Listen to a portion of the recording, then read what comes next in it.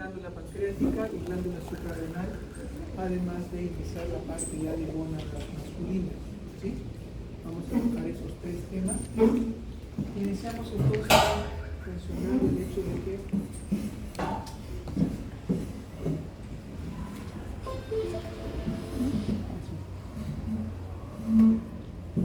cuando hablamos nosotros de glándula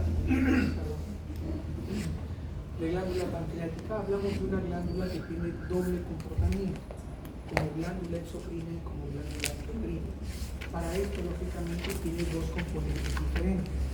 La parte acinar, que es conformada por este tipo de células, son acinos glandulares, ¿no?, que van a producir sustancias enzimáticas que van a intervenir en lo que es el metabolismo, el procesamiento de sustancias que pasan del estómago al intestino. Son múltiples sustancias enzimáticas que son producidas por estas estructuras acinares y que son vertidas hacia el intestino a través de conductos que se van a ir formando y uniendo de estas estructuras bastante sensibles. El otro aspecto de la glándula pancreática es que es una glándula también de secreción endógena, es decir, una glándula endógena. Y esto lo va a realizar a través de estas estructuras llamadas islotes de Langerhans. Estos islotes van a estar conformados por 4 tipos celulares distintos, no solamente las células alfa y beta que producen glucagón y insulina respectivamente, sino otras células como las que producen somatostatinas y las que producen una sustancia llamada PB. Ya veremos de qué se trata. Entonces, el páncreas, le repito, tiene un doble comportamiento, como glándula exocrina y como glándula endocrina. Esta glándula está situada en la parte media del abdomen, pegada hacia la pared posterior y engarzada en lo que es la C que forma el duodeno. ¿Sí? Ahí va posicionada la cabeza del páncreas. El resto de los elementos es el proceso enzimar, el cuerpo y la cola, que son las partes más prominentes, las partes más grandes también de esta glándula. El 99% de la glándula va a estar conformada por los acinos pancreáticos. Solamente un 1 de toda la masa del páncreas está conformada por los islotes de Langerhans. Es una gran diferencia entre el comportamiento exocrino y el comportamiento endocrino de la glándula pancreática. Como ustedes pueden apreciar, el páncreas va a estar rodeado por una cápsula o tejido conectivo. Este tejido conectivo va a emitir unos tabiques de tejido conectivo que se van a adentrar en el parénquima de la glándula, separándola en lóbulos y lobulillos. En estos lóbulos y lobulillos vamos a encontrar todas estas estructuras. Como les mencioné, la parte exocrina va a estar formada por los acinos y por estructuras que conducen las sustancias producidas, los diferentes conductos o ductos, tanto intralobulillares como interlobulillares. Intralobulillares que están dentro de los lobulillos, e interlobulillares, aquellos que están entre lobulillo y lobulillo. El simple nombre inter e intra ya nos debe orientar a nosotros más o menos en dónde lo vamos a ubicar.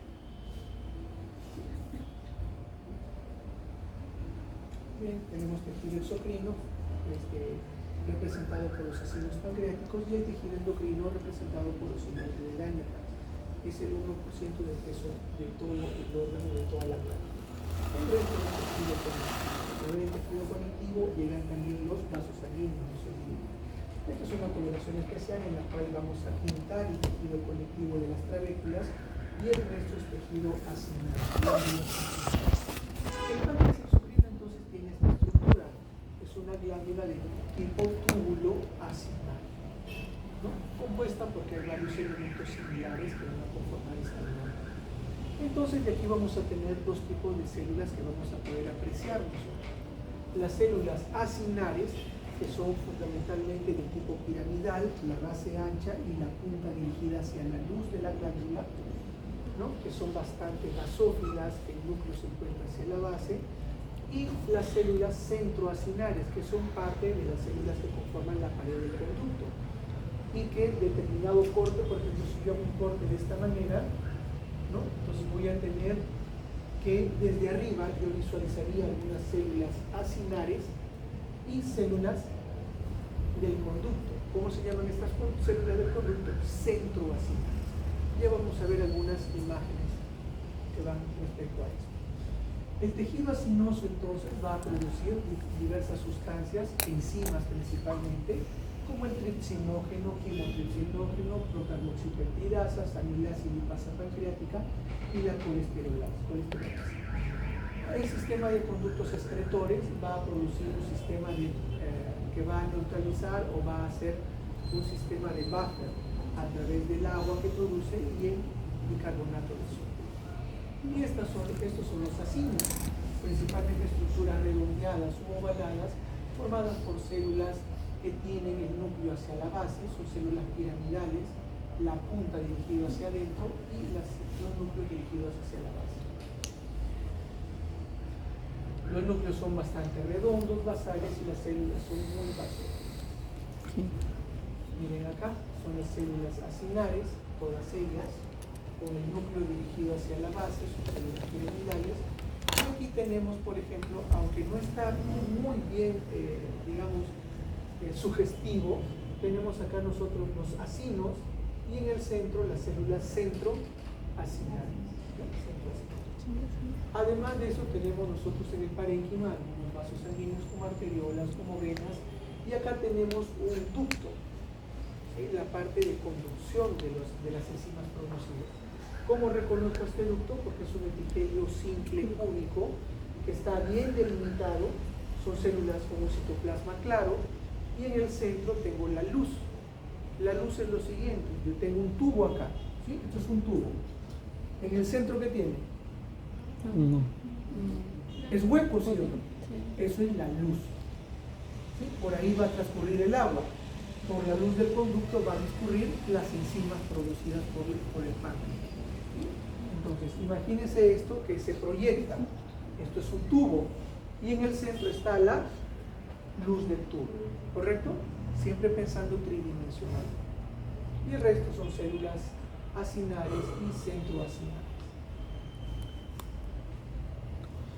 Que tenemos acá, más o menos esa glándula que ustedes veían, esas bolsas, están conformadas por 40-50 células acinares que van a formar un acino redondo oval, cuya luz está ocupada por 3 o 4 células llamadas células centroacinares. Y estas células centroacinares son el inicio de todos los conductos que van a terminar formando el conducto pancreático, ¿no? Entonces aquí tenemos las células acinares, ¿sí? Células acinares. Y en alguna vamos a encontrar nosotros células centroacinares. Por ejemplo acá. Aquí son células acinares y al centro células centroacinares. ¿Cómo vamos a notar eso? Porque aquí, por ejemplo, miren, células acinares hemos dicho que son con núcleos hacia la base, ¿verdad? Están replegados hacia la base. Y esta se encuentra en el centro. Células centroacinares. Y estas son células acinares. Células acinares, células centroacinares. Y así podemos ir encontrando otras células centroacinares rodeadas de células acinares. ¿Ya? Además, vamos a encontrar algunos capilares también. Esta no es una bonita imagen como para poder demostrar la presencia de células acinares y centroacinares, no lo voy a tomar en cuenta. Esta lámina sí nos sirve ¿para qué?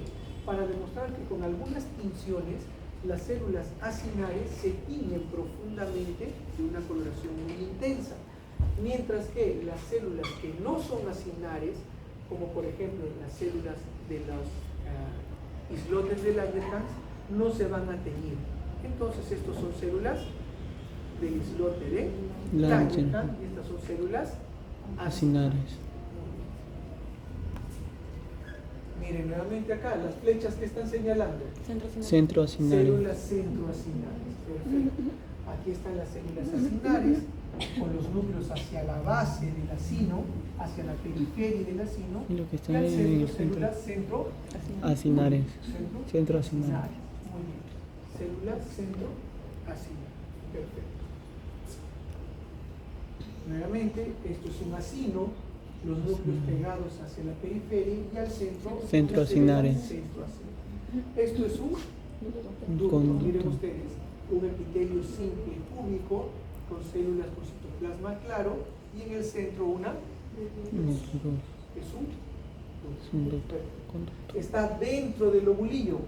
un ducto intralobular. Realmente algunas células centroacinares que están por ahí señaladas, 3 o 4, como decían, 2, 3 o 4 células que se encuentran ahí involucradas. Y lo que están viendo es esto. Miren, esto es un acino.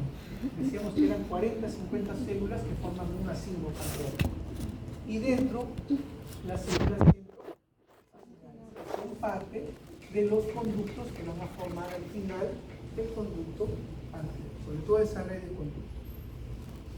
Nuevamente, acá miren ustedes, ¿qué sería esto? Célula. Un ducto, claro que sí. Epitelio simple cúbico. Epitelio simple cúbico y al centro una luz. Está bien formado. Los ductos son así, son estructuras bien formaditas. Un ducto. Perfecto. Y el resto son acinos con células Centroacinares. Igualmente ¿Qué es es esto? un ducto. Un Ducto. más grande, un ducto. Un ducto. Perfecto. Un ducto ducto o conducto, ¿ya? No hay ningún problema en la terminología. Ah, ya. Acá también tenemos la presencia de un ducto, aunque está mal cortado, Con digamos. ese epitelio denso. Acá también sería un Músculo ducto, denso. está mal cortado, pero es básicamente las formas de las células nos repiten que ahí hay un ducto intralobular. De manera más grande, más amplia, vemos diferentes estructuras, como por ejemplo el tejido conectivo, que divide en lobulillos. Miren ustedes, todo esto está dividiendo en lobulillos pancreáticos. Vamos a tener los vasos sanguíneos, vamos a tener el islote de Langerhans, y aquí vamos a tener ductos intralobulares o intralobulillares. Y acá, que se encuentra entre un lobulillo, otro lobulillo y otro lobulillo, los conductos o ductos interlobulares o interlobulares. Nuevamente, aquí tenemos un ducto o conducto que se encuentra dentro de un lobulillo, un conducto o ducto intralobular. Estas son células Acinares.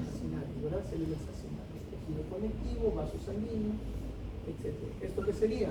Un conducto. ¿Qué? Conducto. Inter. Intra.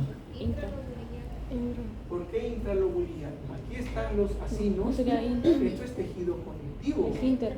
Sí. Por acá debe haber otro acino, otro lobulillo, por aquí debe haber otro lobulillo. Esto es un conducto interlobular. Está entre lobulillos. El término inter quiere decir entre lobulillos. Si esto estuviera metido acá, yo diría intralobulillo. Sí. ¿Cuál era el tejido conectivo, doctor? Que parece cabellito. Todo esto es tejido conectivo. Aquí hay otro conducto también, ¿verdad? ¿Qué sería? Interlobular. Y lo que se hace también para demostrar la naturaleza y la producción de sustancias por estas glándulas, por estas células de los conductos, perdón, sería agregarles alguna sustancia de contraste, algún pigmento. En este caso, por ejemplo, se le agrega azul de alcián. Entonces la mucina que hay en los citoplasmas de estas células adquiere una coloración azulada, aquí lo vemos, con azul de alcián. Si yo pruebo con un carmín, se va a colocar de coloración rojiza, color carmín. Vámonos al páncreas endocrino. El páncreas endocrino va a estar representado por los famosos islotes de Langerhans. A diferencia de las células acinares, ¿no? Estos islotes de Langerhans no van a tener conductos. Lo que van a tener es la presencia de vasos capilares. ¿De qué tipo? Capilares sinusoidales. Por eso se les llama sinusoides. Esto es una glándula endocrina. No tiene conductos. No lo vierte al exterior. Lo vierte a la sangre. Las glándulas endocrinas vierten su contenido a la sangre. Por eso es que va a tener varios capilares sinusoidales. Aquí tenemos, como ustedes ven, son estructuras pequeñas en comparación al resto. Es como si fuera un mar y pequeñas áreas de tierra llamadas islotes. Por eso se le dice islote. Ya entendí el contexto. Que pueden ver ustedes la diferencia con las células acinares. Las células acinares tienen un citoplasma más intenso, son más grandes, son piramidales. Estas no. son un poquito más claras, más dispersas, y van a ver la presencia de capilares. Miren acá comienzan a aparecer los capilares, ¿verdad? Ya se notan los capilares de tipo sinusoidal. Y comparen ustedes las células, son completamente distintas. Muy bien. Nuevamente, islote de Langerhans, células acinares, islote de Langerhans, aquí miren un ducto nuevamente, ¿sí? Que está en el tejido conectivo entre los glóbulos, ¿verdad? Muy bien. Nuevamente, Un ducto. células acinares, algunos islotes de Langerhans bastante pequeños, y aquí un ducto intraglomerular.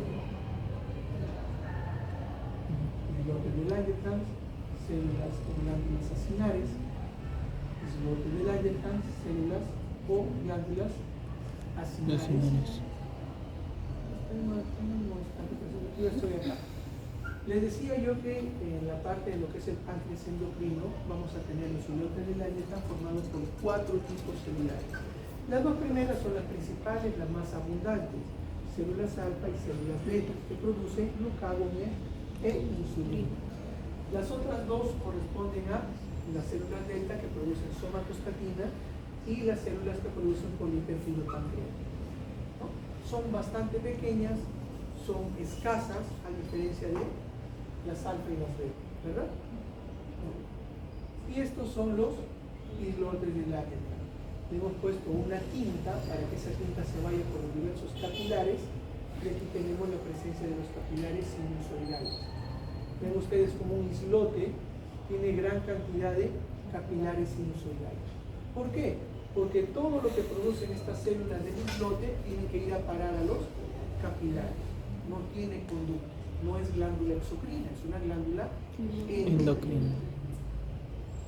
Vámonos ahora a la glándula suprarrenal. Es una glándula bastante pequeña, en la verdad parece un gusano que estuviera replegado sobre sí mismo, ¿cierto? Un lombriz de tierra, cuando se ha puesto a jugar de niños ustedes con los lombrices de tierra, como la lombriz se tuerce sobre sí misma, así parece una glándula suprarrenal. Suprarrenal, encima del riñón, está en el polo superior de ambos riñones. Cuando ustedes valoran una glándula suprarrenal en el mismo cuerpo, prácticamente parece tejido adiposo, es de un color amarillo cremoso, de una consistencia también parecida al tejido adiposo, por eso a veces se confunde con la grasa perirrenal.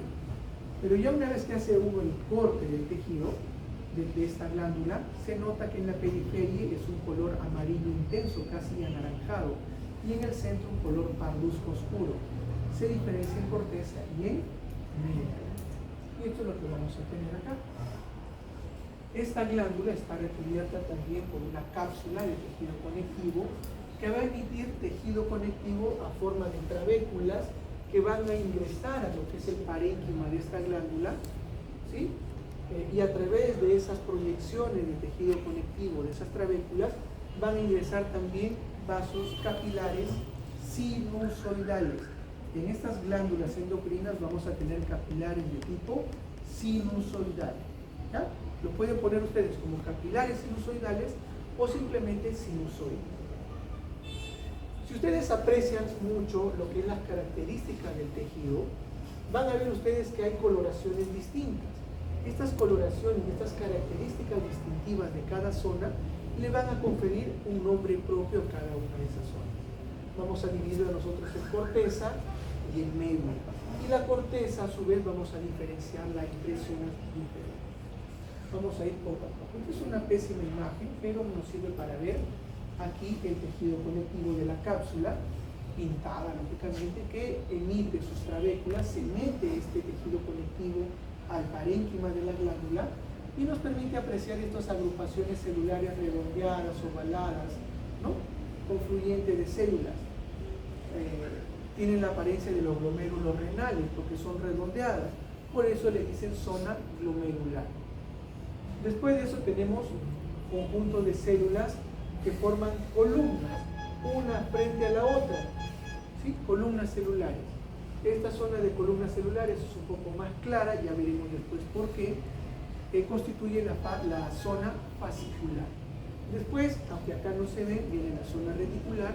Estas tres pertenecen a la corteza suprarrenal Y debajo tenemos la médula suprarrenal. Cada una de ellas especializada en producir cierto tipo de sustancias también. Y esta es la imagen que ustedes tienen que aprenderse. Acá en la zona A, en la zona glomerular, la zona B, zona fascicular, zona C, zona reticular, y todas estas son la corteza. Corteza. Por debajo tenemos la zona D, que es la zona, no la zona, sino la médula suprarrenal. Corteza, médula. Médula. La corteza está dividida en glomerular, fascicular y reticular. Nuevamente la glándula, nuevamente la cápsula de tejido conectivo que emiten, ven ustedes cómo el azul se mete en el tejido, son los tabiques que ingresan al parénquima, y acá tenemos en la parte más superficial los glomérulos, el área glomerular. Aquí ustedes ven las columnas de células, la zona fascicular, aquí más abajo, intensamente teñido, la zona reticular. Nuevamente, zona glomerular, zona fascicular, zona reticular y la médula. Vámonos capa por capa, zona por zona. La zona glomerular, hemos visto nosotros que son células que están agrupadas en montoncitos, digamos, de aspecto redondeado, ovalado, ¿cierto? A los costados de ellas se mete el tejido conectivo, y aquí tenemos los sinusoides o capilares sinusoidales, por eso están llenos de glóbulos rojos. Y esta es la estructura de la capa o zona glomerular. Vámonos más abajo. Miren ustedes, estas células son bastante claras, ¿verdad? ¿Se acuerdan ustedes dónde hemos visto nosotros células así de claras? ¿En qué tejido? Nervioso, no, nervioso no. ¿Son las cromosomos, tal vez? ¿Las cromosomos? Ya, Claro, luego las vámonos claras. a tejidos. Nervioso. El tejido adiposo. ¿Se acuerdan ustedes que el tejido adiposo es básicamente células blancas, no hay nada, y replegado a un costadito el núcleo? ¿Por qué? Porque esas células adiposas tienen una sola vesícula de grasa que ocupa toda la célula. A diferencia de ellas, las células llamadas espongiocitos de esta zona de la corteza suprarrenal están llenos de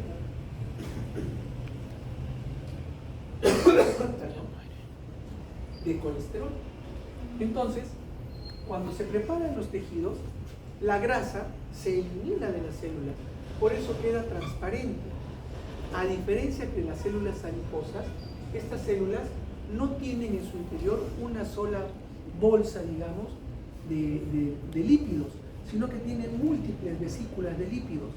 Por eso es que se ven aquí como si fuesen huequitos, como si fuesen esponjas.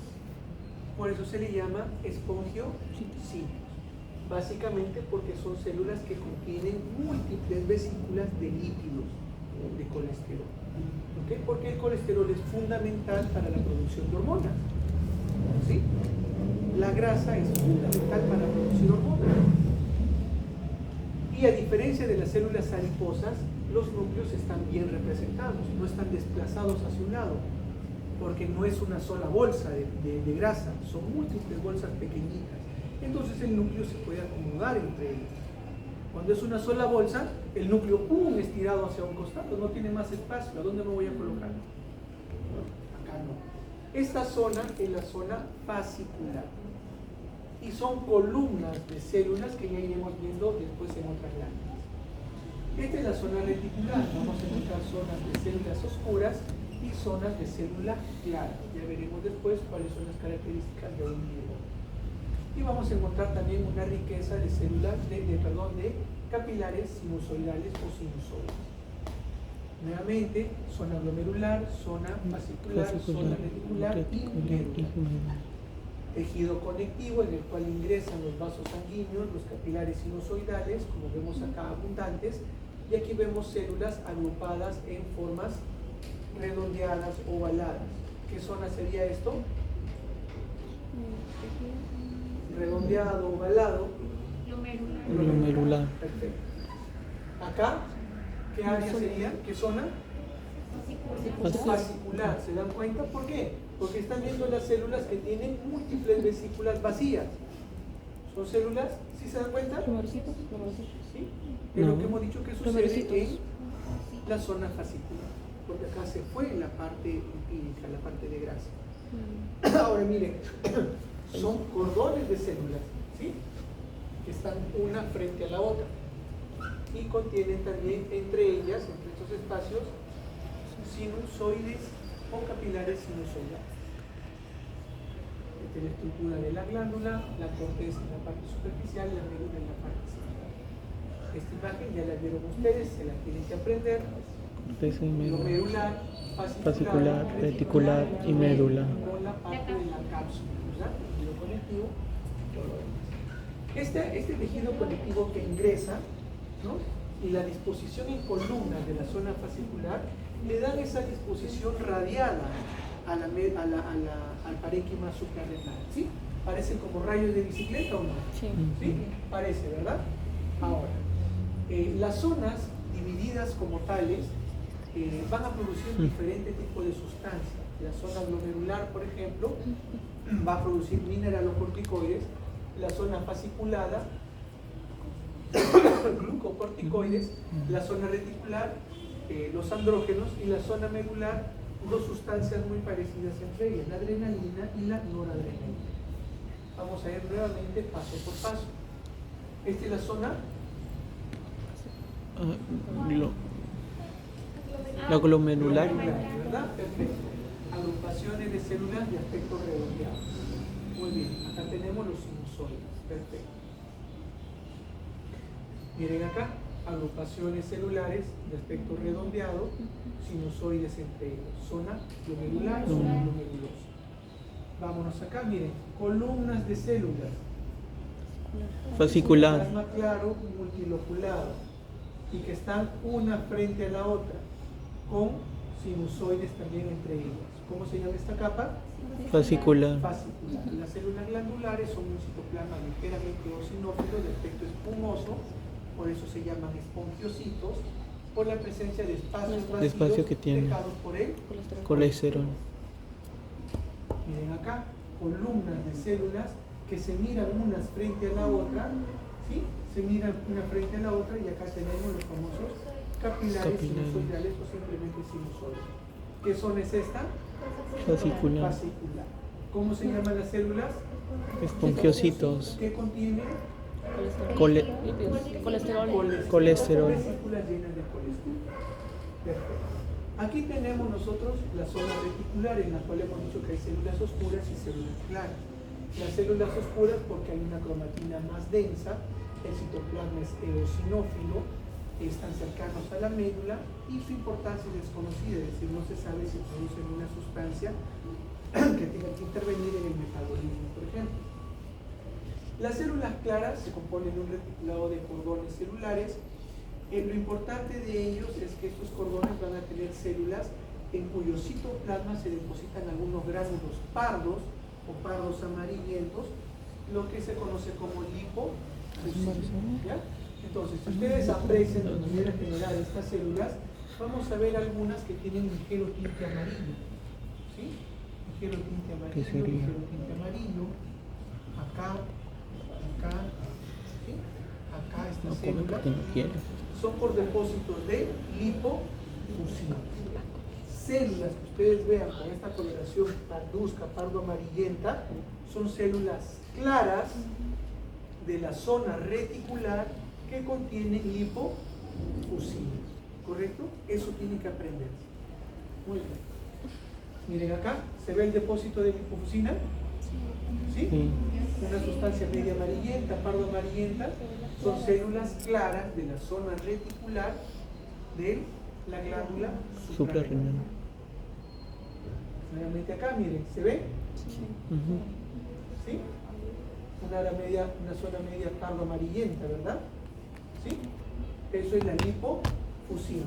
Son células claras que contienen lipofusina en la zona reticular de la corteza suprarrenal. Vámonos ahora a la médula. La médula va a estar formada por células cromafines y otras células muy bonitas que nos vamos a ver a continuación. Las células cromafines, el 80% de ellas son las que producen adrenalina y un 20% que producen noradrenalina. Entonces acá tenemos las células cromafines. ¿Por qué cromafines? Porque se tiñen de color. Tienen afinidad por la sustancia de coloración. Son células simpáticas postganglionares modificadas, originadas en la cresta neural. Células cromafines entonces son células simpáticas postganglionares, ¿sí? Postganglionares. Ahora vamos a ver otro tipo de células que hay en la médula. Miren ustedes, estas son las células cromafines, ¿no? Células postganglionares. Su citoplasma bien definido, su núcleo bien definido, redondeado. Estas células se comparan a ellas. ¿Hay algún punto de comparación? No, son células ganglionares del sistema simpático. Estas células también están presentes en lo que es la médula suprarrenal. Algo característico también de la médula suprarrenal. ¿Se acuerdan ustedes en las zonas previas? Hemos visto nosotros gran cantidad de sinusoides. ¿Sí? ¿Han visto estructuras venulares? ¿Vénulas? ¿Vénulas? ¿Llegaron a ver vénulas? ¿Venas? O sinusoides nada más. Era lo más representativo. Por las trabéculas, claro. ¿Sí? Sí. Miren ustedes acá las venas. Sí, hay más. Bastante dilatadas son. Pero, ¿Sí? Eso es característica en la médula. La presencia de venas dilatadas, con una luz bastante alta. Entonces tenemos células cromafines y células ganglionares. ¿Sí? Estas cromafines son postganglionares y estas son netamente ganglionares del sistema simpático. Miren acá, nuevamente, células ganglionares simpáticas y estas son células cromafines postganglionares. Aquí tenemos células cromafines, la gran mayoría de ellas, células cromafines, no hay mayor representatividad. Y este es un esquema de salud para que ustedes puedan ir diferenciando las estructuras celulares con algunas características. Estructuras redondeadas, ¿no? Ovaladas o redondeadas, cuando hablamos de zona glomerular, cordones unos frente al otro como columnas, zona fascicular. Acá tenemos unas zonas también de cordones, pero cordones de una sola fila. Vamos a hablar nosotros de área reticular. Y la parte medular Y de la médula. con la formación de células cromafines y células ganglionares. Y la presencia de venas también, no se olviden, ¿verdad? Muy bien. Vamos a pasar ahora a lo que es